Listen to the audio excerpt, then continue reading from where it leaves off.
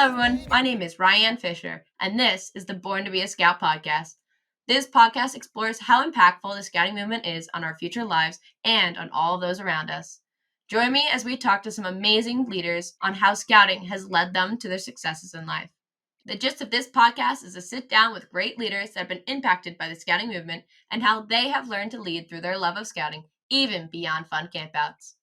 A shout out goes to Alex Boyer for giving me permission to use the song Born to be a Scout in my podcast and marketing.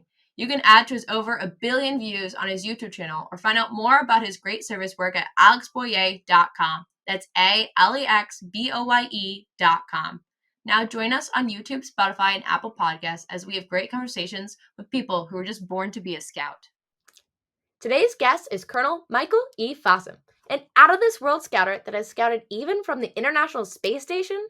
From staying active as a Scoutmaster, even while in space, to being an advisor to thousands of new students at Texas A&M, there's not much that Colonel Fossum won't do to help benefit young, growing minds.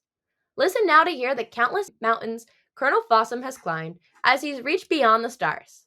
As a Scoutmaster, Eagle Scout, astronaut, and more, there is no doubt that he was born to be a Scout. Colonel Michael E. Fossum, welcome to Born to be a Scout.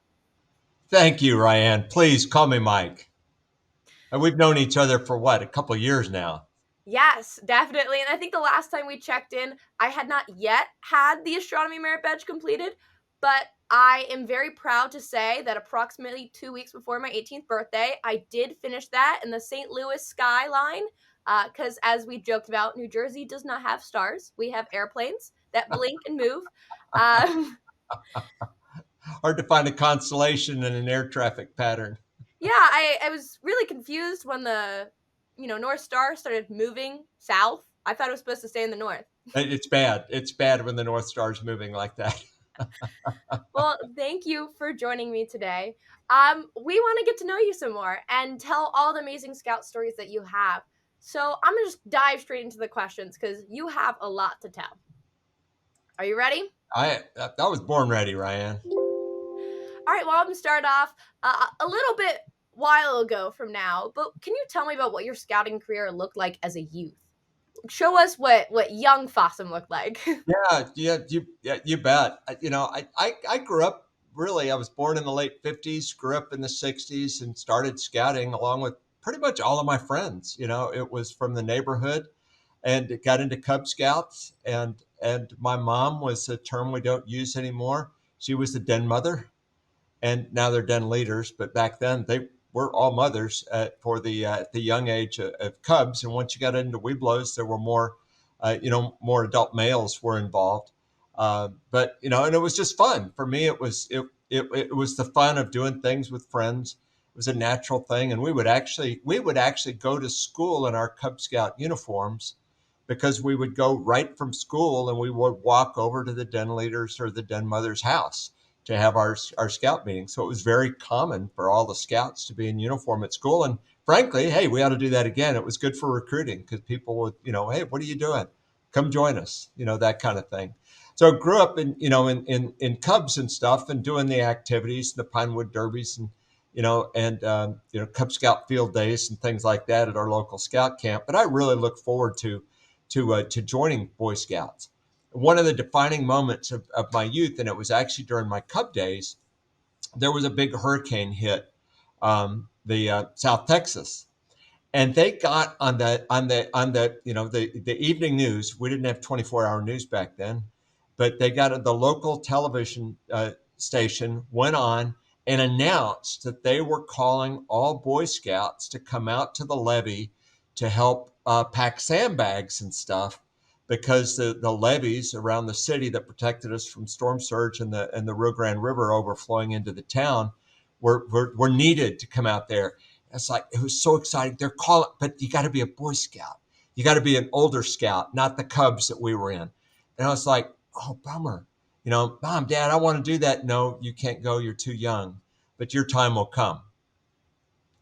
Yes, someday I'm going to get called to action because they're calling the Scouts. And it never happened. Thankfully, we didn't get hit by another hurricane during my youth down there. And then the world has changed. It's become more litigious and all kinds of things of having youths. And even as a scoutmaster in the Houston area, and I'm fast forwarding a lot of years, but when disasters would strike, hurricanes would strike, flood homes, flooding in other places in Texas, I would call as a scoutmaster, hey, I've got a troop full of scouts. We're ready. And they say, that's great. They have to be 18. I said, no, they're not 18. That's kind of the whole point. And but they wouldn't let us. Well, you could come help with food service or something. And anyway, and so we went and when a hurricane struck here, we had a big one struck in 2008 and flooded homes. And we were swarming homes with scouts and stripping, that ocean, 2-3 feet of ocean in the homes. And you had to rip out all the sheetrock and the furniture and all kinds of things. And my gosh, scouts, we descended on those homes and really helped those homeowners out.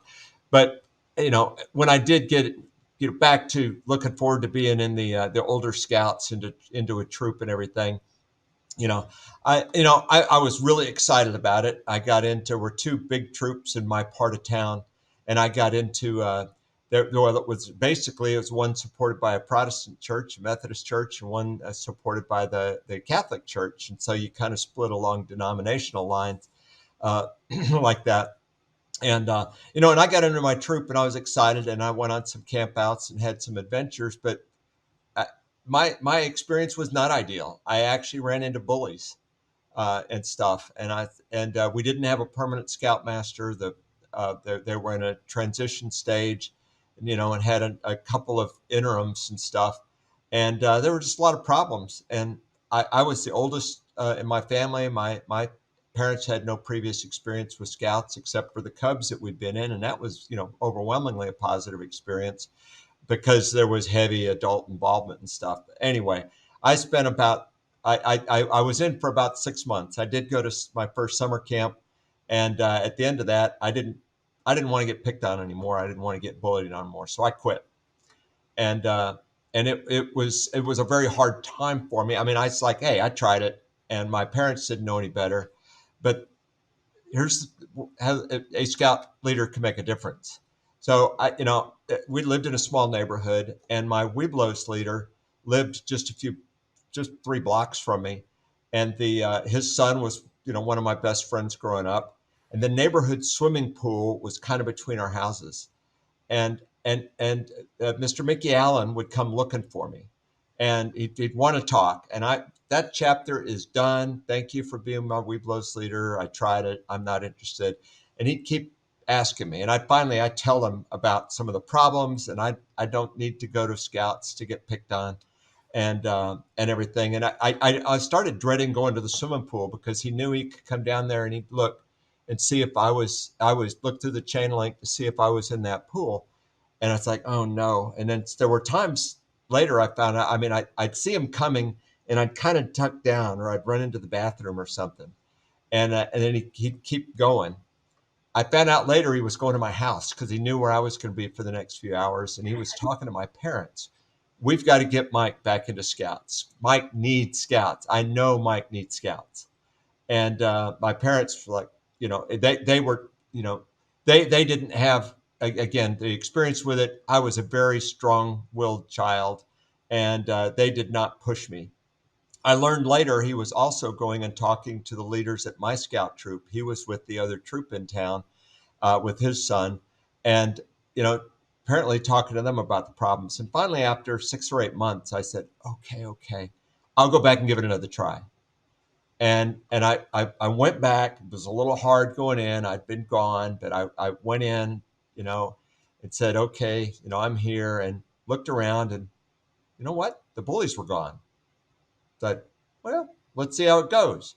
And you know what? I started having fun. The kind of fun that all young people really want to have, where they can grow and learn and enjoy these adventures with friends and stuff. And so I stayed in, and I absolutely would not have done that on my own. It took the love of one leader, Mickey Allen, who would not let me go. And because of him and his persistence, his refusal to give up on me, and I mean, I stayed in the program, and my two brothers followed me into scouting. All three of us we're proud to wear the rank of Eagle. All three of us raised our own families and were leaders in scouting in our communities around the country. None of that would have happened. And because of my lifelong involvement in scouting, I stayed as a volunteer starting when I turned 18. I stayed active in the Order of the Arrow and service there through my college years and stuff. And through most of my married life, I think when our second child was born and I was leaving my wife at home outnumbered, then she really wanted me to step back, and which is of course is understandable. But I've really enjoyed it, and then was very fortunate to live in the program and enjoy the program, with our sons. Unfortunately, my daughter was too old. She didn't get to take advantage of being in the Scouting BSA or Scouts BSA program. But my favorite things of being a scout were really the monthly campouts, and learning skills at troop meetings, going on the campouts, and dreaming someday of doing the really big, the high adventure things. Because I'd read about it, Boy's Life. I consumed it every month when it came, and I'm looking at these pictures of the wilderness areas, and particularly Philmont. Um, Growing up on the Gulf Coast, the mountains were a distant dream, and so I really dreamed of doing that. And I was fortunate to go to Philmont as part of what used to be called the Kit Carson program. Now it's Rialto. Uh, I was in the last Kit Carson crew before it changed to Rialto in '76.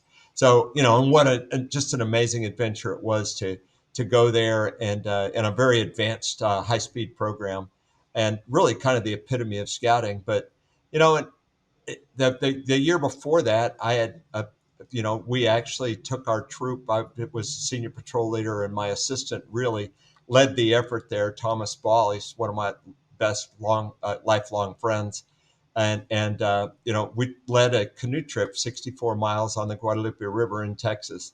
It included some whitewater, which is very inadvisable in those great big 8-foot summer camp aluminum canoes.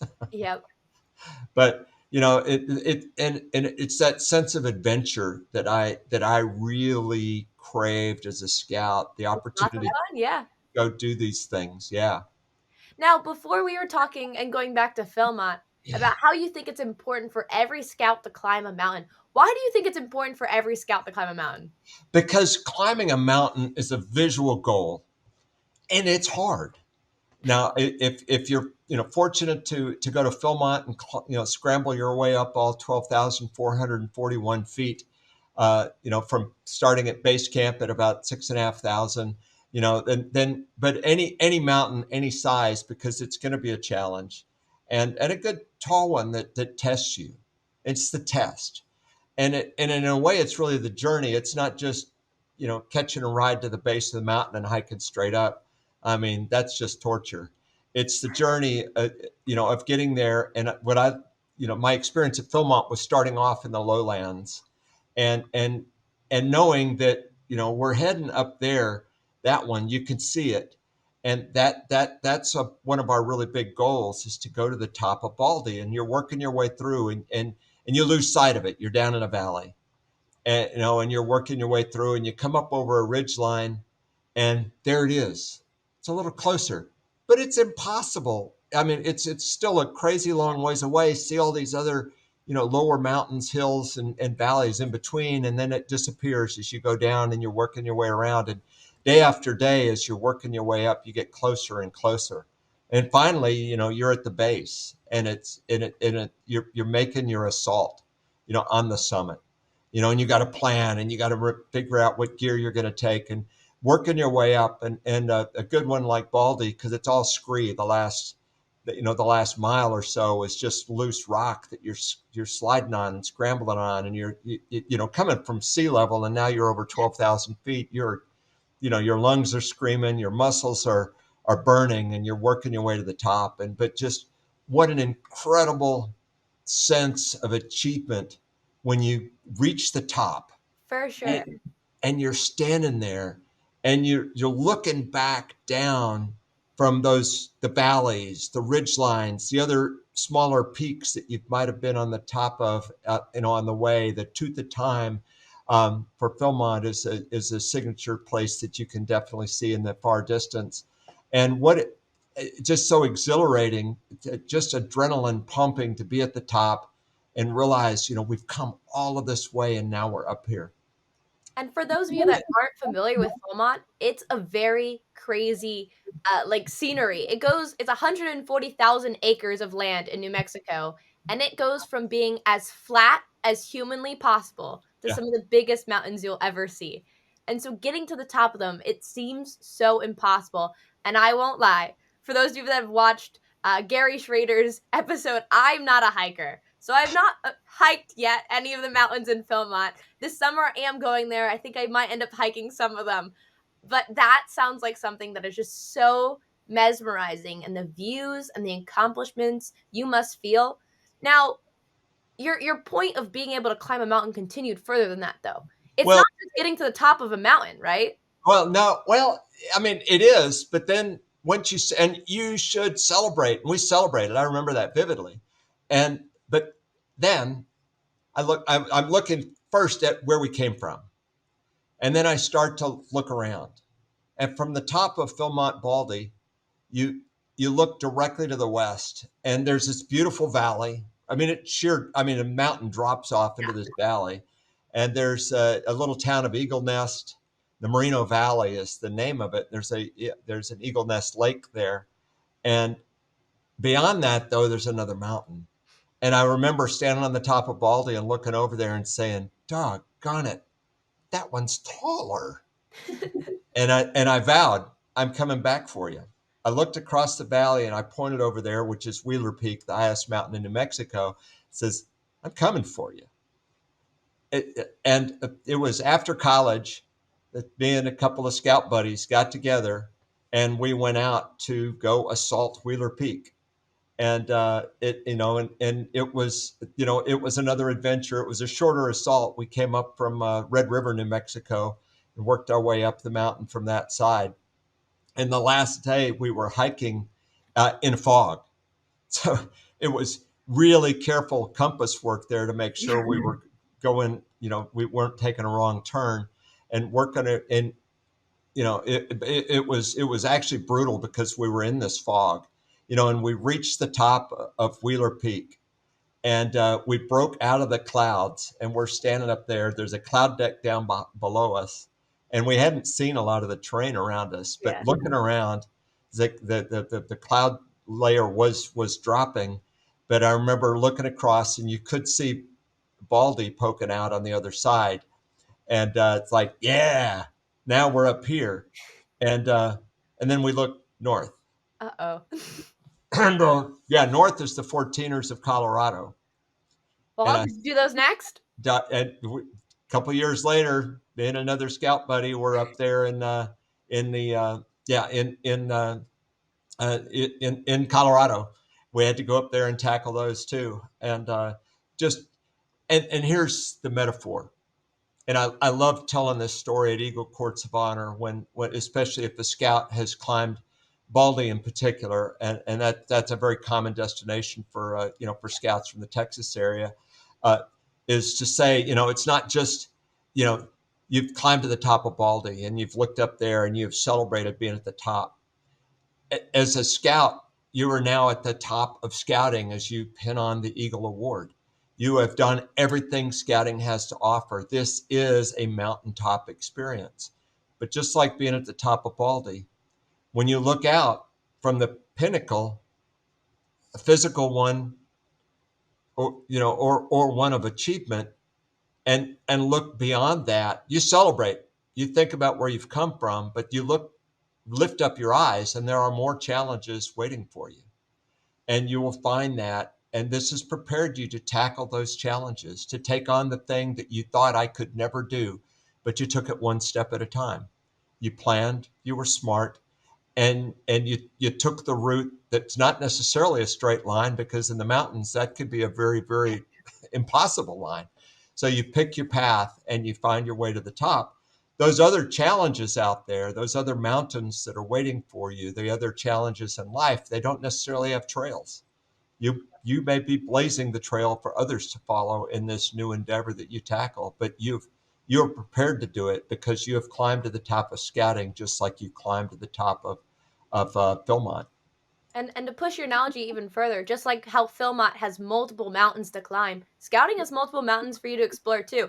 Just because So, you got your Eagle doesn't mean you can't explore the Order of the Arrow, or you can't explore venturing, or Sea Scouts, or maybe become a junior assistant Scoutmaster and help other Scouts earn their Eagle. So I uh, encourage you to help others find their own mountains as well. Because once you've made it to the top of the mountain, now you can show people the best way to get to the top of a mountain as well as set your next one. absolutely. And I've enjoyed. I've made 5 trips to the top of Baldy, and I love taking scouts up there, and parents up there, adult leaders up there for the first time as they all go through this struggle. Sometimes offloading gear, sometimes helping one of your fellow hikers and stuff as you hang on to each other and get to the top and enjoy that same view. When I'm up there with them, I always tell them to look to the west. What do you see? It's always And then more out bring there. that story up later.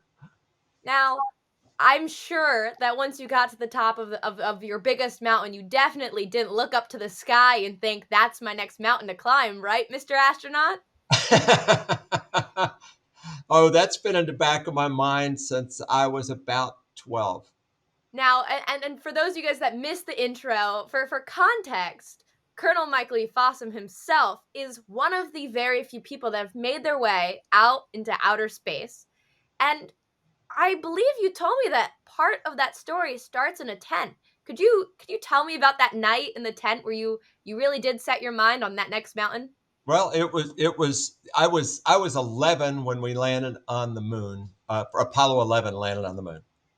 And for all of us that were alive back then, that was a seminal moment. My dad didn't go to college, but he really loved the space program. So I grew up watching things with him and being excited about it. And I remember watching the moonwalk late in the evening on a grainy black and white TV, and then walking into my backyard and shaking with excitement as I'm looking up at that moon that was hanging over my house, right over my house. I was sure of it. And it wasn't that night though. It wasn't that night. That was in July of '69. It had to be January or February of '70 because it was cold and clear in the Rio Grande Valley of South Texas.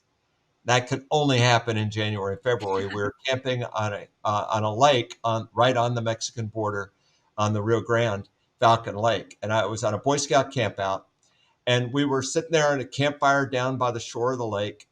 And as the campfire died down, it was a cold, clear night. I remember laying on my back, looking up, and the fire was really low at that point. There's no lights out there, so that there was a million stars overhead. Nothing like New Jersey.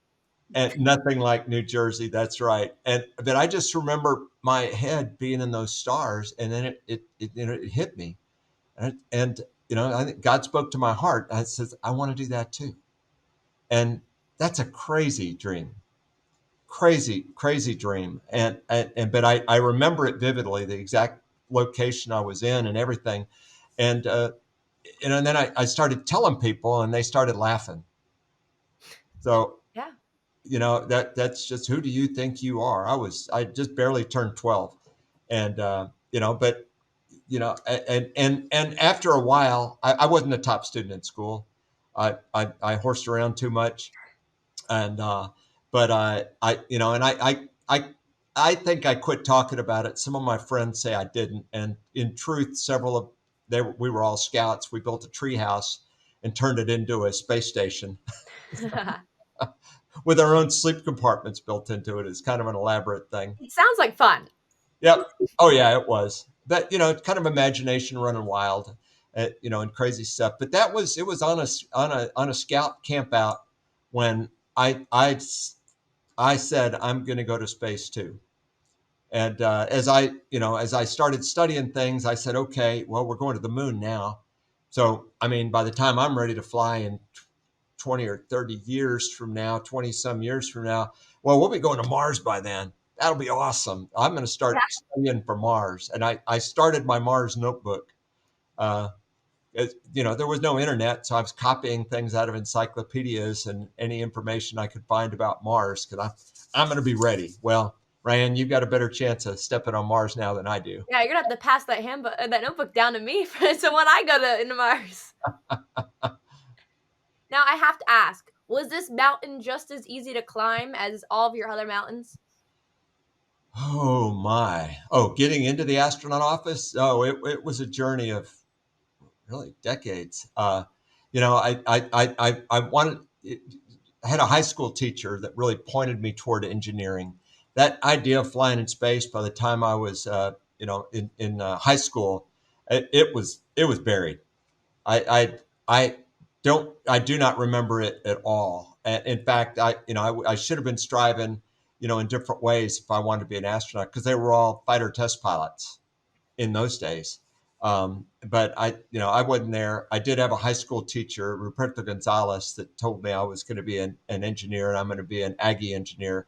So he introduced me to Texas A&M University, and so I found my way there. And I was an okay student, just good enough to get in the Air Force, and they sent me to graduate school to get a master's degree.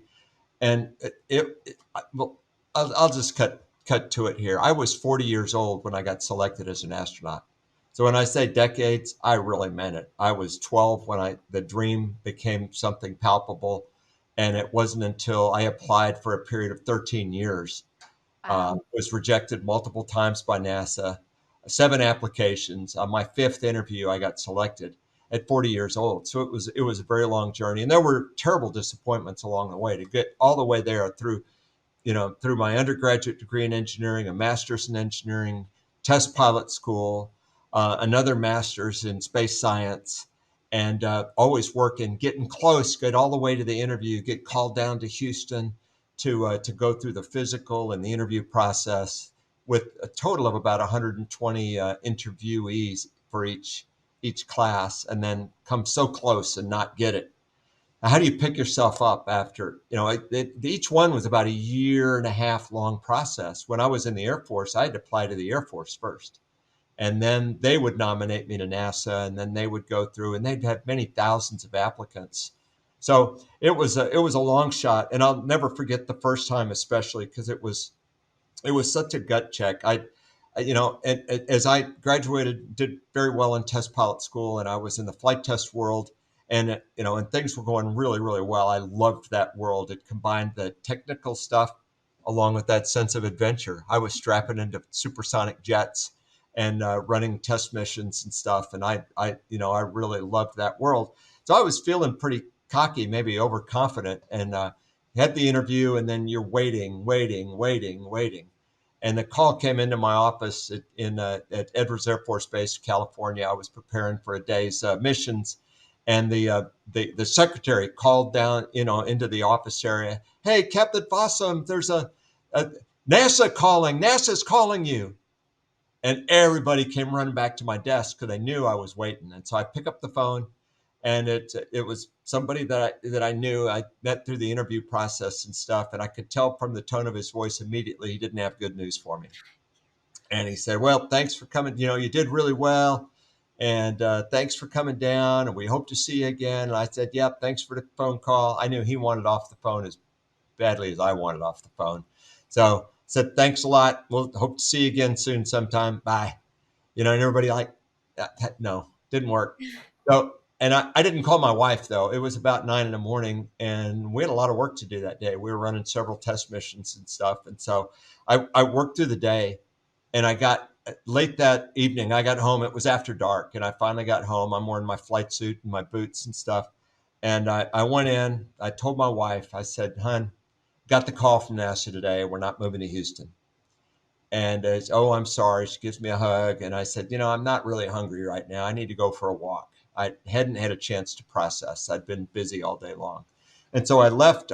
The base housing was literally made out of cinder blocks, cinder block houses and stuff. And so I walked out of the base housing about a block, and I was in the open desert, the Mojave Desert. And I'm walking through the desert and the trails and stuff out there. And I'm looking up at that moon. It's taunting me. The same moon I'd looked at as an 11-year-old is over my head. And I remember anger, frustration, disappointment, just wanting to cry, and kicking rocks and just kind of working it out, right? Just doggone it, so close, so close. And then I said, I walked for an hour, hour and a half, and I said, time to go home. And I started walking back toward the housing area. And I got to my front porch.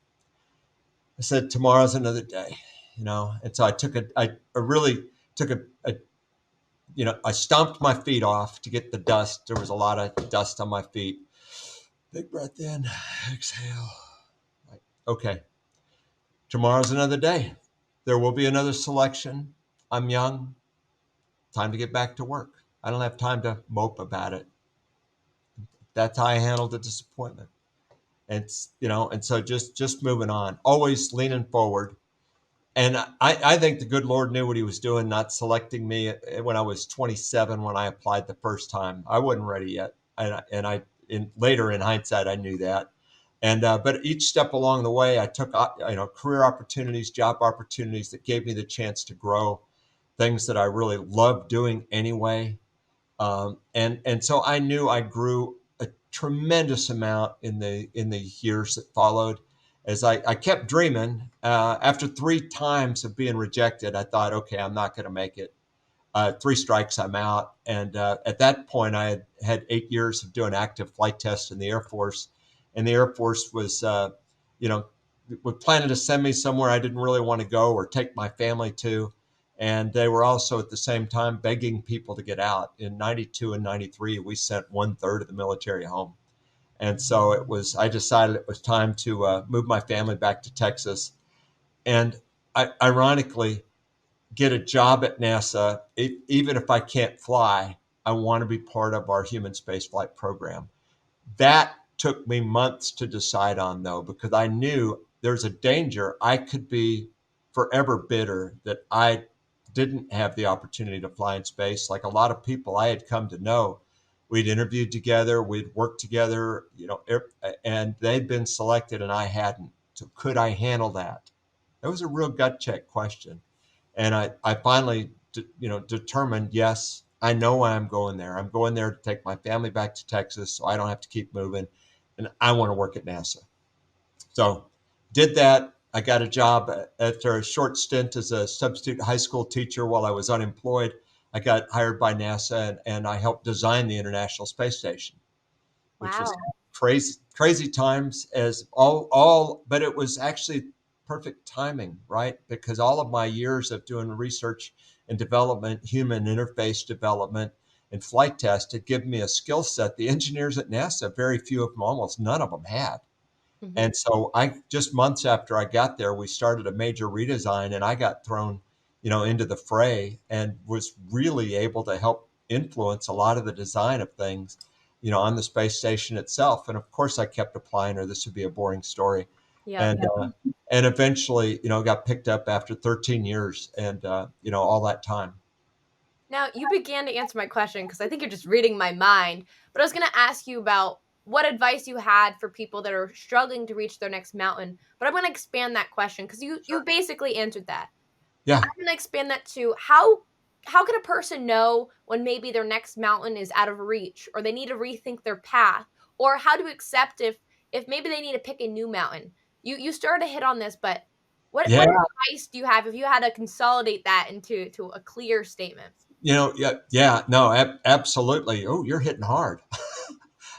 No, I mean, sometimes, and I had to reconcile that. I said, I am almost certainly not going to actually get to fly in space.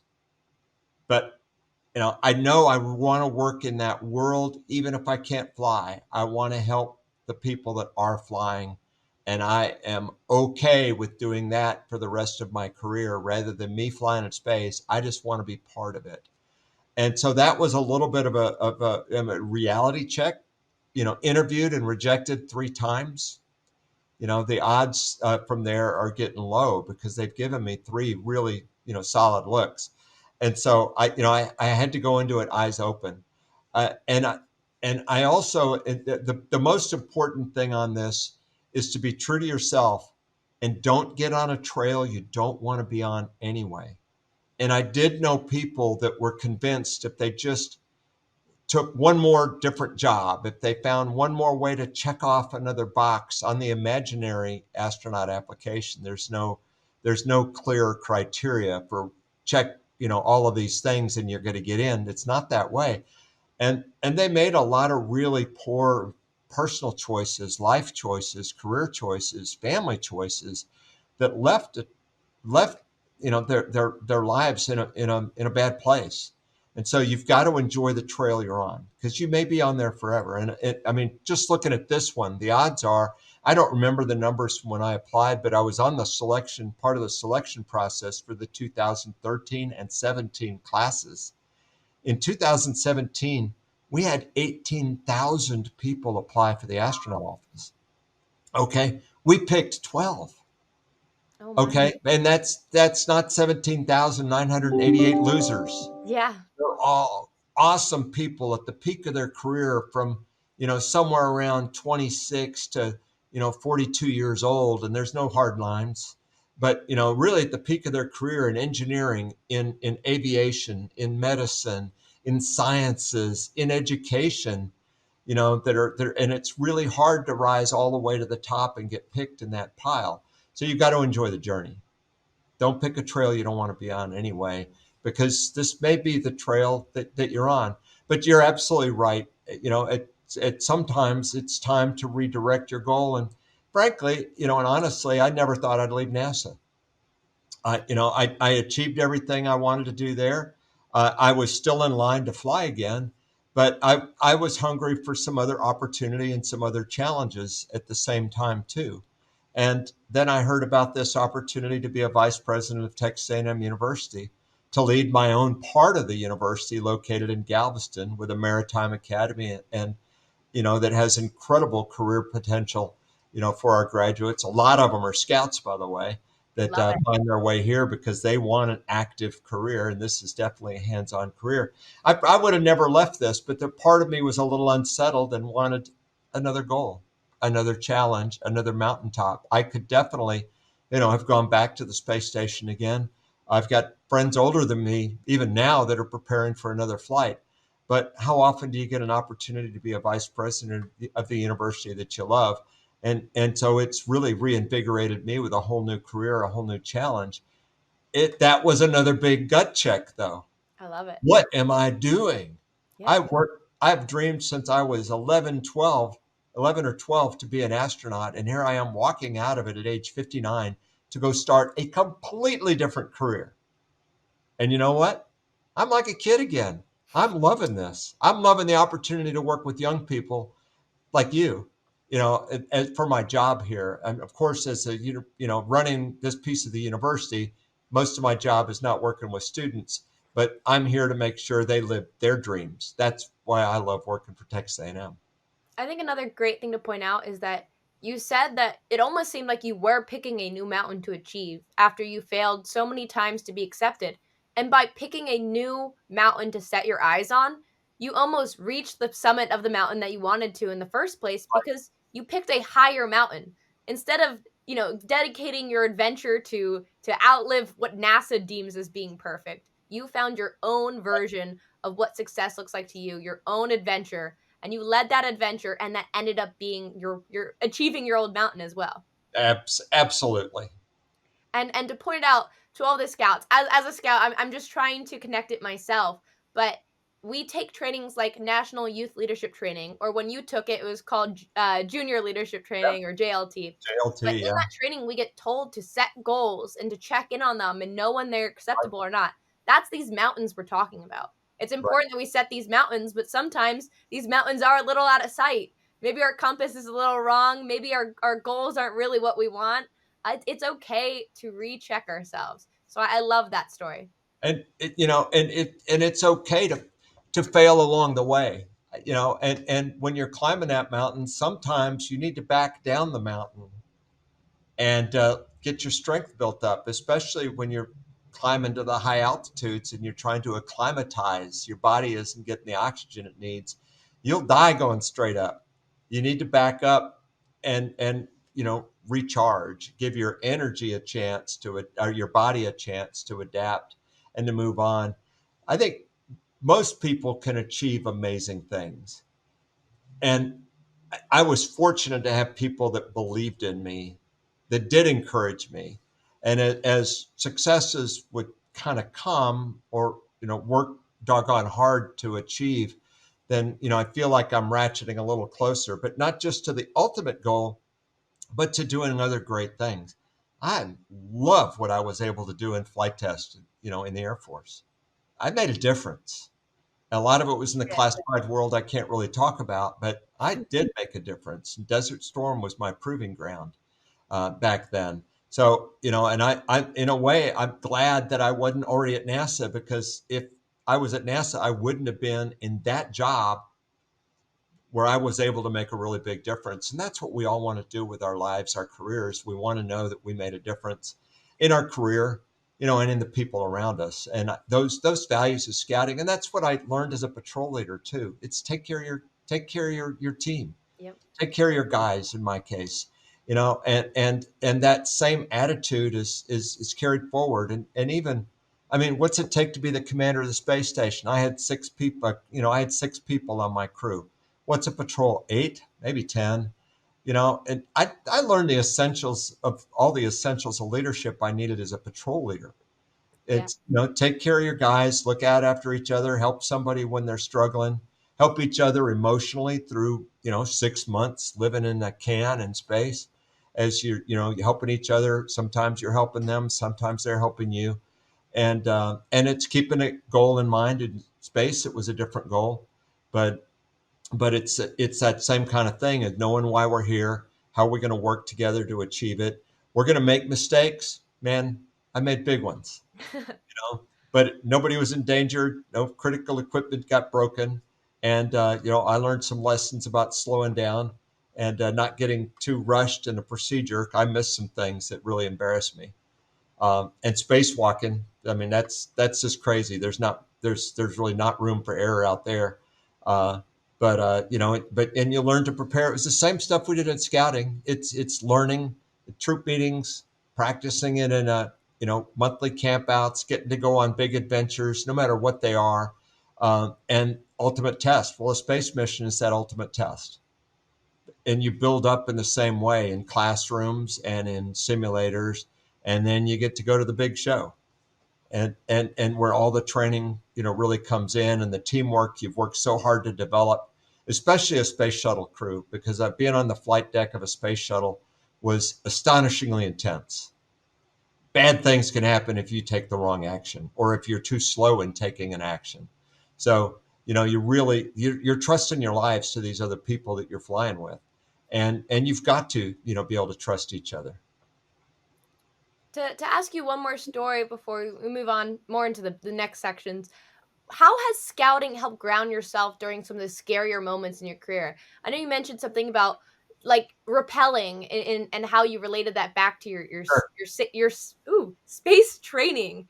Sure. What was that about? Well, again, scouting, the goal, and it's an achievable goal as you're working your way through ranks, merit badges, and other things, even the impossible ones like astronomy.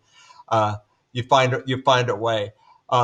But I mean, the other stuff is the teamwork. It's being a leader. It's being part of a high functioning team, and you practice and you get better. And my troop liked to win camporees. This area scout competitions, we liked to win. And that same attitude of practice, practice, get your team perfected.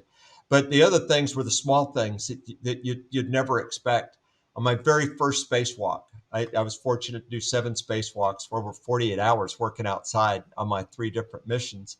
So on my first spacewalk, I remember being terrified when I slid out of the airlock. I was a rookie, so the senior astronaut, Pierce Sellers, was outside already. And I slide out feet first, and I'm hanging on the bottom of the airlock. There's a little handrail there. And I'm looking at this space station suspended in the sky. It's like, oh my gosh, it looks so different from the pool. I've spent hundreds of hours doing suited runs in the 40-foot deep training pool. This looks so different. There's no scuba divers there to help you out. I look over, and there's my space shuttle dangling off the end over here. And my eyes followed it. I looked down. That was a mistake. It was between my toes and the surface of the Earth. The surface of the Earth is going by at 5 miles a second. We're at about 17,500 miles an hour. It's 250 miles. Yeah, never look down. That sounds terrifying. Never look down. It's like, oh my gosh, I'm just terrified. And I looked up, and I look at my safety tether, and it's this little skinny wire. Well, it was a cable, braided cable, or a twisted cable, safety tether, and and it's like, that's way too small. I'm going to die. So I'm hanging there. I'm looking down an impossible distance, and I'm looking at that thin safety tether, and I just sheer terror washed across me, and all of a sudden I had a flashback. I'm at Philmont on the tip of Steamboat Rock above Cimarroncito as part of the Kit Carson program. And I'm trying to get the nerve to back off of a sheer cliff. And I remember looking down at that rope. It was about the size of my index finger. And I was pretty sure I was going to die. And it was everything I could do. I'm looking down at the rocks, and I'm looking at that rope, and I'm having the instructor tell me, keep going. You look out for the edge, you'll bust your knuckles or whatever, or your knees or whatever. And it's like, I'm going to die. And I got over the edge. It was a free rappel, so it was an overhanging lip. And I remember, like, to hear the end of this cliffhanger moment, please subscribe and turn on your YouTube notifications right now for the next episode of the Born to be a Scout podcast. Stay tuned for the YouTube premiere of the remaining moments with Colonel Michael E. Fossum on Tuesday, April 30th at 8 p.m. Eastern. See you there. This has been the Born to be a Scout podcast. I hope that you've enjoyed this episode. To catch us on all of our future episodes and posts, follow us on Facebook and Instagram at Born to be a Scout podcast, or look out for future episodes on YouTube, Spotify, or Apple Podcasts. If you're a scout who'd like to take leadership in scouting or even in your future business career to the next level, be sure to check out MLT Leadership Academy this summer and Leadership Heights at the 2026 National Scout Jamboree.